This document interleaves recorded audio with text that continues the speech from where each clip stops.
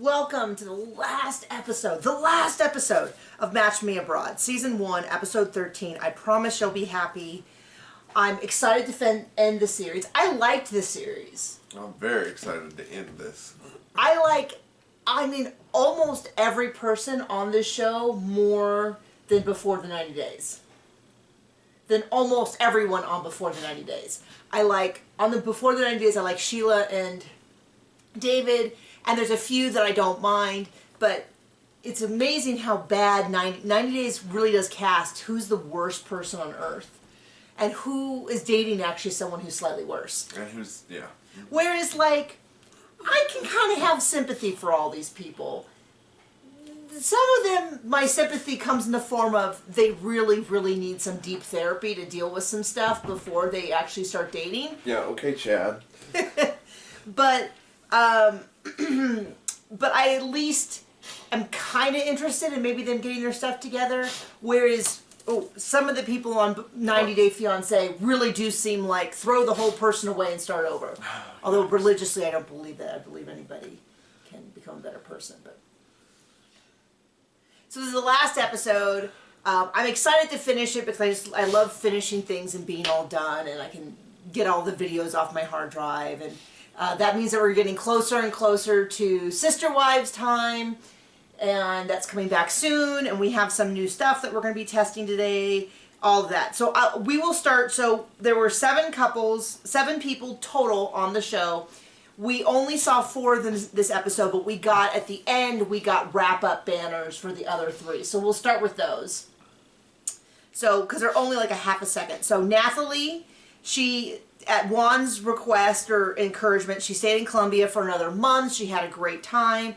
And now that she's home, her mom has agreed to stop trying to set her up for now. Yep. So there we go. Sorry, we don't have a whole lot more to say about that. Whoop-de-doo. So Mark never heard back from Huda, which frankly shocking. I think... Well, it's like, a lot of people are like, good, he got what he wanted. I don't know. I thought it made her look incredibly, incredibly bad. Yeah. All of that. But now he's back in America and he's dating and all that. He didn't bother me as much as a lot of people. It really, really bothered him. Editing made him look terrible because he got tore across the internet when he said the thing about, like, are you willing to pay half? And people were like, how dare he doesn't understand the culture. And then the girl ended up saying, yeah, she was fine with that. But no one seems to remember that part. So he was just kind of a frat boy. And then the last one that we didn't see, my pen is dying. Glad you came prepared. Sorry. It's like all these pens, I love these felt tip pens. I just love them. They all started dying in the last 24 hours. And it's like, wow, they really hit that expiration date. But I have a whole new thing somewhere around here. I have a whole new stack of like 50 of them. So I'm going to open them up today. So anyway, back to the last one is Susan. She's still talking to the guy she liked, but it went by really fast. But she's thinking about moving to Italy. So good for her. That's fine. She didn't bother me as much as she bothered other people either. So we'll start with Stanika and Nordine. Okay. We didn't see a lot of them. No. But she's been home for 3 days. She misses them. They're talking a lot. He starts telling her the stuff that he needs in order to request a visa. Like, he needs a letter from her that formally invites him to show, I guess, that there's someone there who wants him there. He talks about he can't wait to travel to see his future wife. They're talking every day. They're trying to get this visa for him to visit and eventually move. Well, she said she'd be willing to move there too, so. Oh, did she? Yes. Okay. What's interesting to me is I want you to remember that this is a man that supposedly she met on this trip on a date, and they're not talking about marriage. So I think what everybody else, like, it's funny to me because it feels like the people who went to Morocco, there was this really clear expectation with all of the people that they were dating that this was someone from America who was looking to meet someone to bring back to America and marry. And it was all very clear. And people were like, they were like, well, I need to get to know you better. But yes, I do want to move to America and I am open to getting married. and then you go over to Juan, and those Juan... people missed the message. Juan, I don't know whether it was... Now, people are like, oh, well, he wasn't a real matchmaker. I don't care. It wasn't like he was out there filming this on his own. There was production and all that. Why is it that everyone in Colombia was like, when the person asked them about, like, oh, are you interested? He's setting, one, to set them up with either people who didn't speak the language, people who were like, I have no interest in settling down, all I want to do is date for a few years. Now, maybe that's cultural. Maybe everyone in Colombia doesn't want to date or get married or move to America. Whatever. Then it was bad casting, because it seemed like, this is true for Nathalie, who got set up with a guy who didn't speak the language, for Susan, who went on a date with a guy, and the guy was like, yeah, all I want to do is date a bunch of girls and travel. And for Chad, Chad has his own stuff, and we will get to Chad, but the girls didn't seem to, they're like, well, I'm in college, I'm not really interested in moving to the U.S., I'm not really interested in settling down. It's like, then why would you set them up with someone who specifically came to the country to find someone to marry and to move back to the U.S.? So I consider all of the Colombia experiences, with the exception of the last guy that Susan met, I think he's the standout, not the rule. All of them were poorly paired with people. But anyway, so that was Stanika and Nordine. I kind of got off track a little. So then we'll go to Michelle, who is leaving Prague. Pavel, she likes him because he's open-minded. He seems nice. He's going to drive her to the airport. They do a lot of joking about traveling and dating. And so he picks her up in his M3. Oh, so John noticed the important things that I missed, which was what kind of car he had. So tell us, John, about the car. Well, it's a BMW M3. Nice car? Pretty nice. What does it say about him as a human being? He makes money. Okay. He can at least afford a pretty high car payment if it's not paid off. And it was clean? It was clean. Was it black? No, it was blue. It was black on the inside. Okay, maybe that's what it is. Which is, there was a running joke at my dad's company that no one else was allowed to have a black car, because black cars are, if you don't know, incredibly difficult to maintain so that they look clean. Because they look like you sneeze near it and it looks dirty. And what's funny is, so black is really hard to keep clean, but white is actually, tends not to look as dirty as it is, which is why so many work trucks are white. But anyway, so John noticed all the important stuff. So they seemed, and then she gives this whole speech about how I'm glad that Katerina asked me to be open to love, because I'm now open to love, and it's so much better, and, you know, all of this stuff. And it's like... Which is not what happened. She said you need to be... Can you surrender to a man? Oh, surrender to whatever. But the whole point is, that's not what happened. She just met a guy who was horny, who wanted to talk about sex the way she did. I didn't really see a big shift in attitude, but they want to give this a nice closing storyline about how this experience changed them and all that. So whatever. Whatever. I know we're kind of going through these quickly. Because not much happened. Well, it was a wrap-up, so it was a huge amount of people just talking about their theories about love, the experience, but not like we didn't get stuff. Their roid rage. No, we didn't get stuff to talk about as much as it was like more of the like, I'm open to love, and you know, like she talked a lot about how her dad would be proud of her for going to another country, and you know, I'm glad for her sake that she has some resolution on that and that she feels some peace. But there's not a lot for me to say. I guess I just said it. Mm-hmm.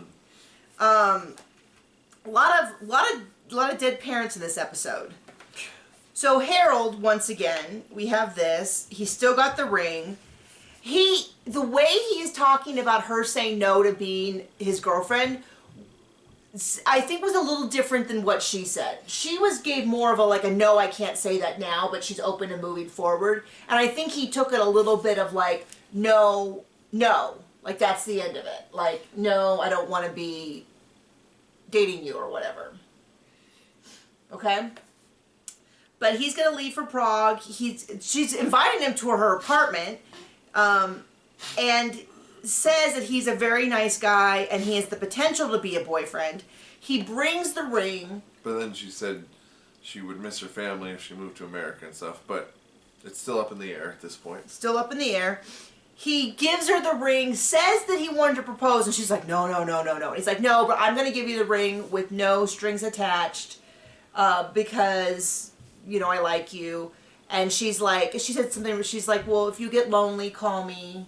And everything will be okay. Everything will be okay and all that. The follow-up message says that they do talk, but not as much as he would like. So right. I don't quite know what that means.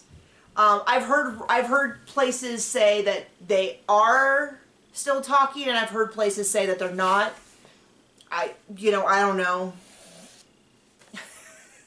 I mean, obviously I don't know. We're not going to hire a private investigator. Well, I mean, it's just, I say that like somehow like I'm supposed to know because I know him personally. I don't know either. None of us know. Okay.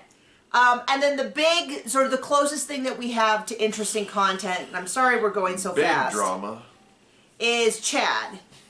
And so Chad is already, the core issue, which is that she doesn't seem, people are like, oh, you know, of course she doesn't want to finish school. She shouldn't have gone on a date with a matchmaker for someone, like, the fact that he got some bum deal for dates, but I don't think it really, in the grand scheme, matters a whole lot, because he does not seem that he is ready.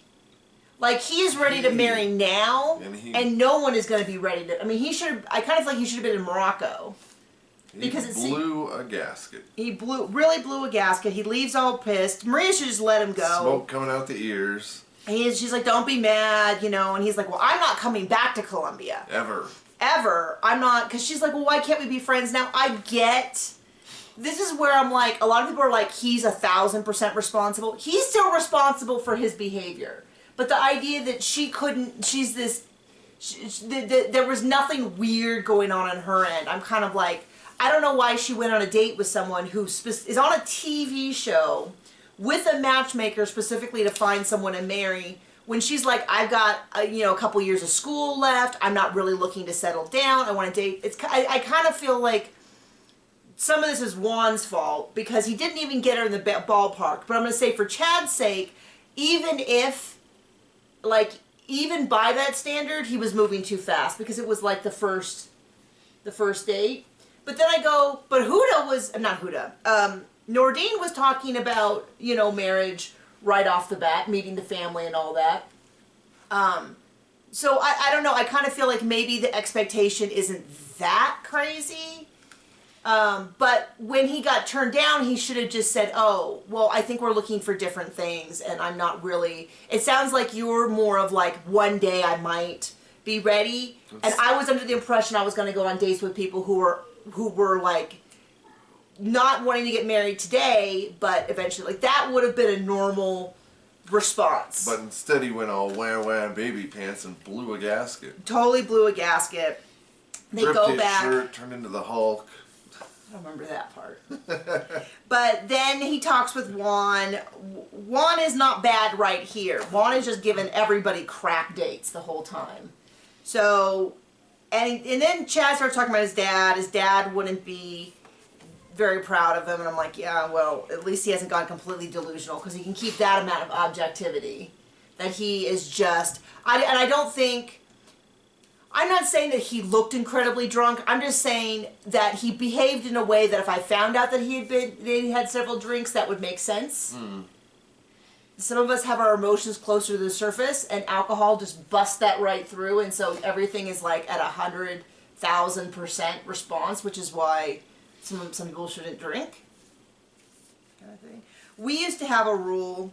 I don't drink right now, but we used to have a rule that, like, once we had a sip of drink, there was no serious discussions. Like, this was not the time to discuss things that might lead to conflict, because neither one of us after a drink was like not in the best headspace.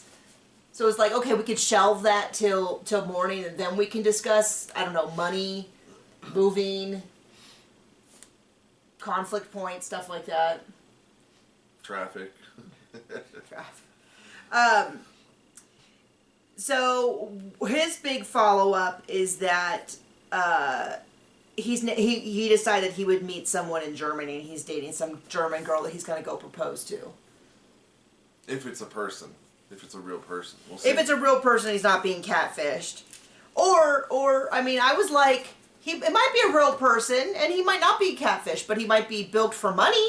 I mean, we've watched enough 90 Day Fiancé to know that in any group of people, one person is at least being catfished, and more than one is being used for their money. If those statistics hold out across the world, we'll see. So, a fast episode. That's the end of the season. I enjoyed it. I look forward to the show coming back. I hope that they do continue, which is, in general, more than 50% of the people seemed nice enough. Yeah, okay. I'll give you that. Some of them were more annoying to us to watch, but they weren't bad people. And some of them definitely needed some therapy first, but I don't necessarily consider them to be, I don't know. I feel like after watching 90 Day Fiancé, where they genuinely seem like bad people who are lying all the time, it's like a different kind of thing. Like, I kind of feel like desperately needs therapy and more realistic expectations versus, versus people who are actual trash monsters. So, but I hope they continue that and they don't go, you know what we need next time is to get 9 Chads. I don't think Chad's necessarily a bad dude, but he does need some therapy and some stuff to work on, as we all do. But maybe him a little bit more before he's ready to date, because he was a little hot-headed. Anyway, okay, that's the episode. We'll see you for our Sister Wives recap. Bye.